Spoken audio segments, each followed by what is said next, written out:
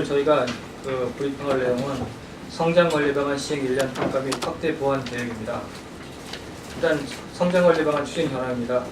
우리 시는 행복도시 주변 지역에서 발생한 다가구주택, 전원주택단지 등의 무분별한 개발에 대응하기 위해 2016년 8월부터 행복도시 주변 6개면을 대상으로 성장관리방안을 국내 최초로 시행하고 있습니다.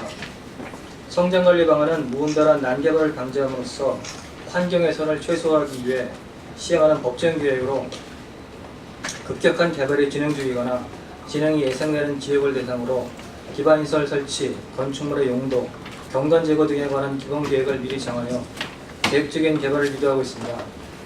성장관리방안 시행 1년의 성과를 말씀드리면, 첫째, 행복도시 주변 지역의 신규 개발 행위와 신청 건수가 크게 감소하였습니다.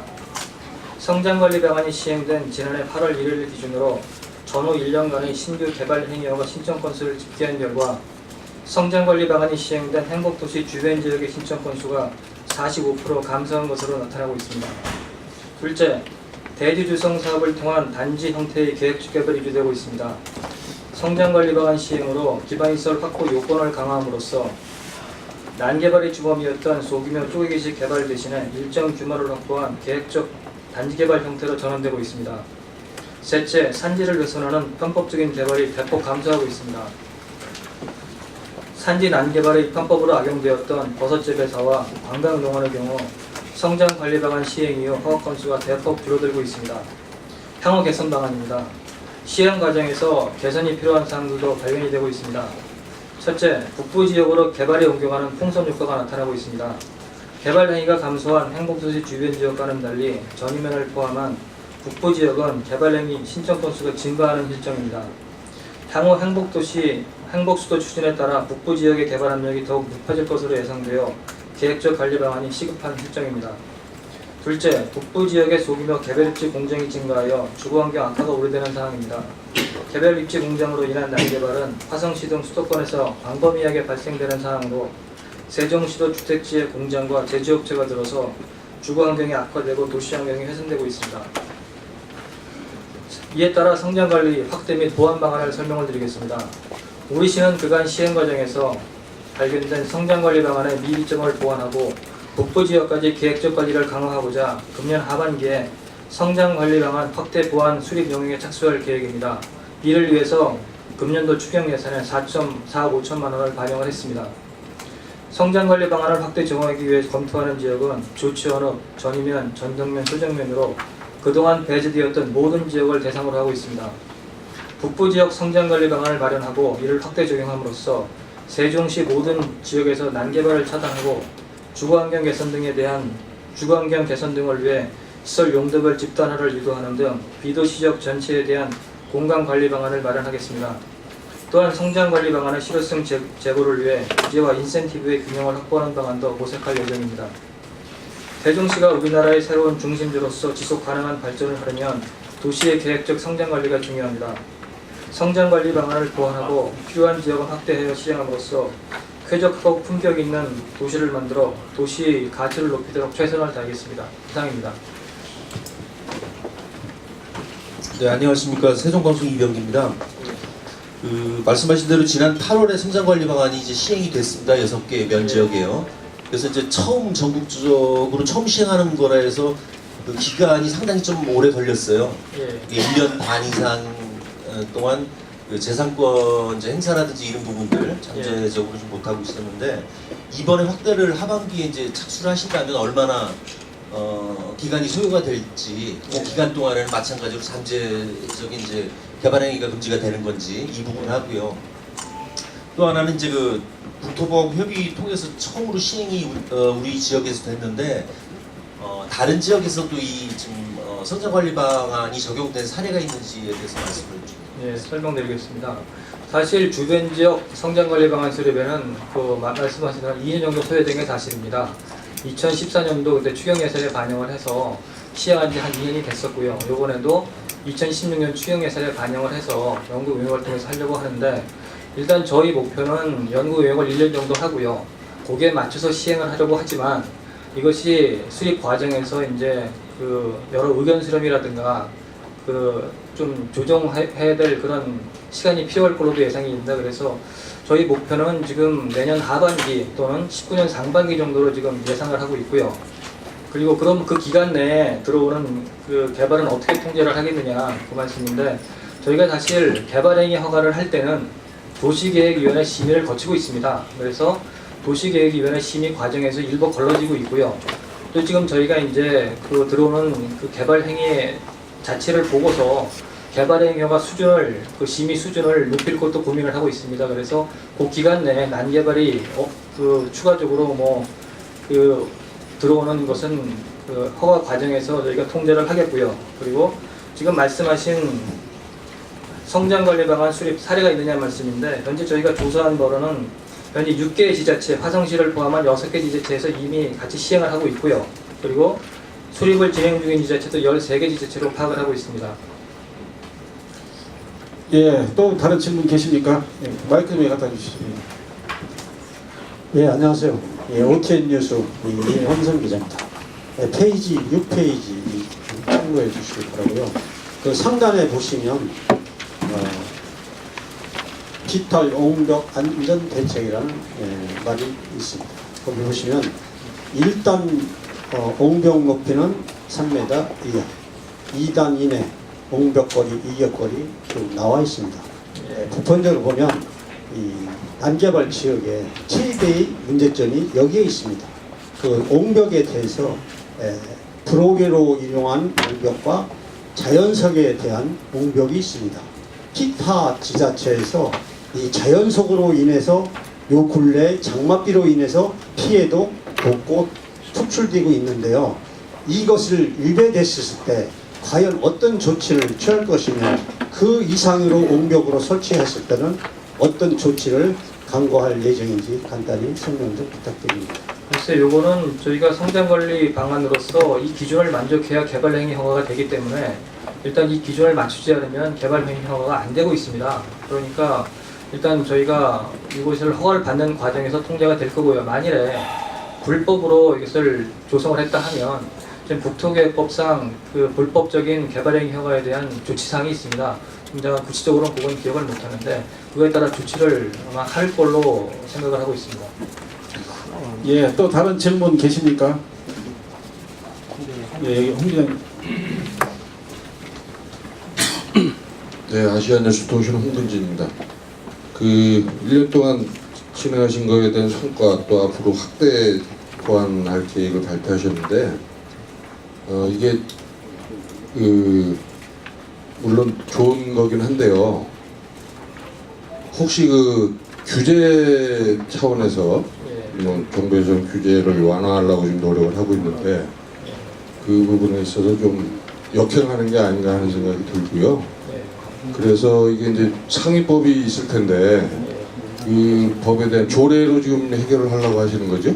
그런가요? 아니면 그 내용에 대해서 좀 구체적으로 법적인 그 보완책 그에 대해서 좀 설명해 주시기 바랍니다. 알겠습니다. 사실 이 연적개발이라는 것은 종전에 국토형관리법이라는 데 이제 원래 법이 있었습니다. 그러니까 말하자면 종전에는 도시지역은 도시계획법, 비도시지역은 국토형관리법으로 운영이 됐었는데, 그 법이 2003년도에 통합이 돼서 국토계획법으로 만들어졌습니다.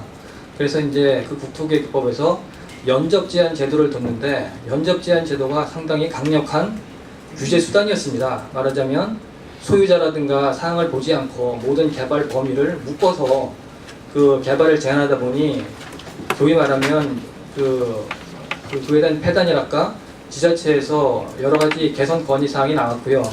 그러면서 연접제한 제도를 폐지를 하고 소위 지자체 실정에 맞도록 성장관리 방안을 수립하라. 법엔 근거가 그렇게 되어 있습니다.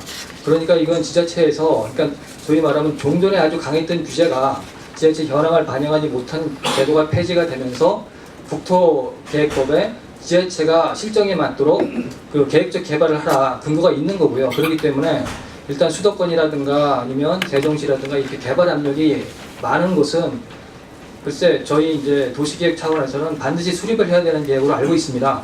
지금 말씀하신 대로 이것이 조금 뭐 규제 역행하는 게 아닌가 말씀을 하시는데, 일단 이거는 그 연적 개발이 폐지됨으로 인해서 근거를 새로 만든 거고요.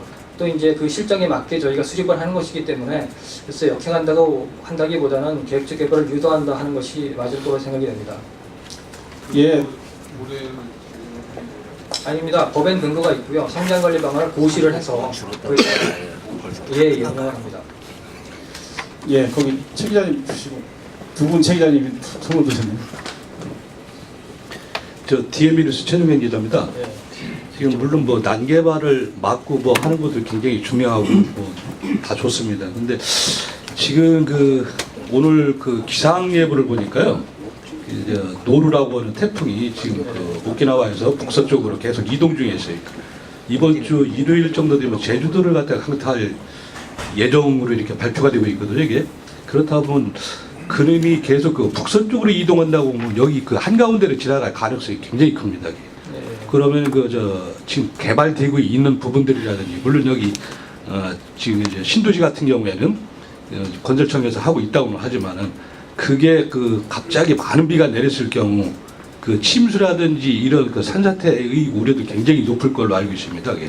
그러니까 거기에 대한 대응 방안이 뭔지 그것도 좀 말씀 좀 아울러 해주시기 바랍니다. 글쎄 이거는 지금 이제 건설교통국장 입장에서 그건 시 전체 차원에서 아마 좀 말씀을 해야 될 것 같은데 일단 이것은 저희 시에서 보면 뭐 치수 방제라든가 또 이제 안전이라든가 법적 보수도 있고요. 또 이제 저희도 도로공사라든가 개발 행령을 하는 과정에서 현지 점검이라든가 하고 있거든요. 그래서 저희 부서에서도 뭐 안전 대책에 최대한 그 방지 대책을 좀 하겠고요. 그리고 그것은 저희뿐만이 아니라 시 전체 차원에서도 같이 고민이 될 부분이라고 생각을 합니다.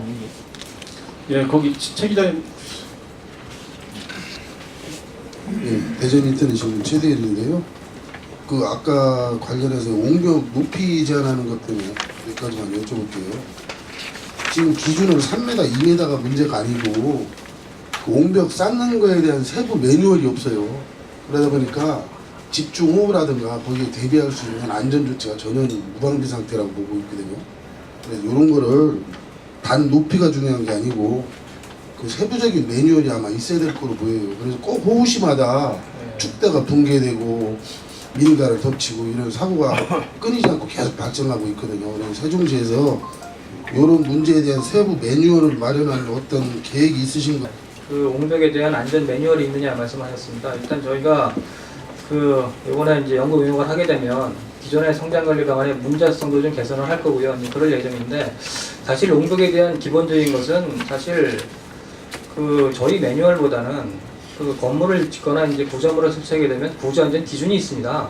그러니까 사실 이제 저희가 수립하는 성장관리 방안에서 그것을 담기보다는 저희는 이제 높이라든가 이런 좀 난개발 측면에서 보고 있는 거고요.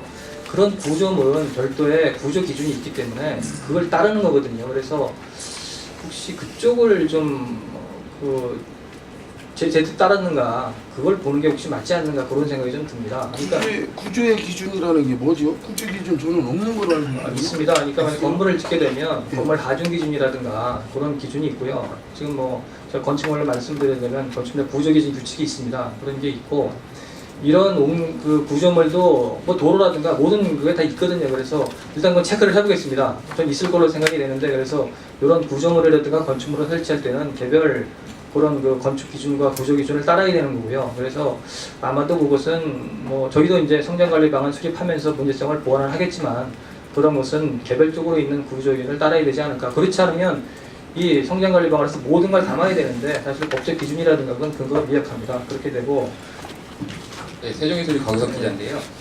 그 북부 지역에 이제 성장 관리 방안을 마련을 이제 검토해서 이렇게 추진을 하실 거로 이제 생각이 되는데 물론 이런 것도 중요하지만 현재 뭐 일각에서 이제 민원인들에 따르면 그 도시계획 심의위원회 과정이 좀 약간 조직적으로 이루어지고 있다. 뭐 현장 방문도 하지 않고 그냥 페이퍼만 보고 이렇게 하고 있다. 이런 지적도 좀 나오거든요.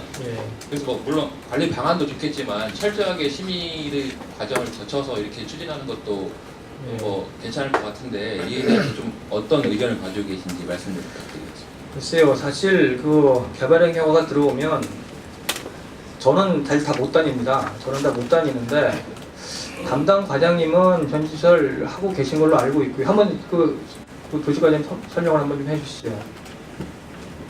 배당협가 또 좀 뭐 시민과 결속으로 되고 현지 방문을 좀 안 하고 있다는 이제 이런 의견을 주셨는데 도시계획위원회에서는 전체 현장을 답사하는 건 아니고요. 약간 좀 규모가 대규모라든지 문제점이 있어서 승인해주기가 좀 곤란한 부분은 현장을 가고 있습니다. 지금 금년도만 해도 도시계획위원회가 지금 오늘도 있는데 15회째 하고 있고요. 현장은 4번 정도 이렇게 나간 적이 있습니다. 전체는 다 나가지 못하고 있습니다. 4번 정도면 좀 너무 좀 신경 안 쓰는 거 아닌가요? 신청 건수에 비해서. 제가 세종시 같은 경우는 지금 시민 건수가 너무 많고요.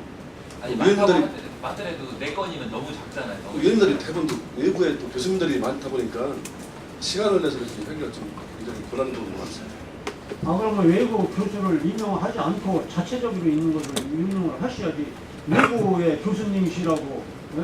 갈 시간이 없으시다 하면 안 되지. 아니 현장 가는 건 의무가 없고요. 의무라고 보기로는 지금 그런 민원이 많이 도출돼 예, 그거를요 저희가 좀 더 방문이 그러니까 현실적으로 100% 방문하기는 좀 어렵고요. 저희가 현장 방문하는 그 횟수라든가 좀 그것을 좀 강화를 하겠습니다.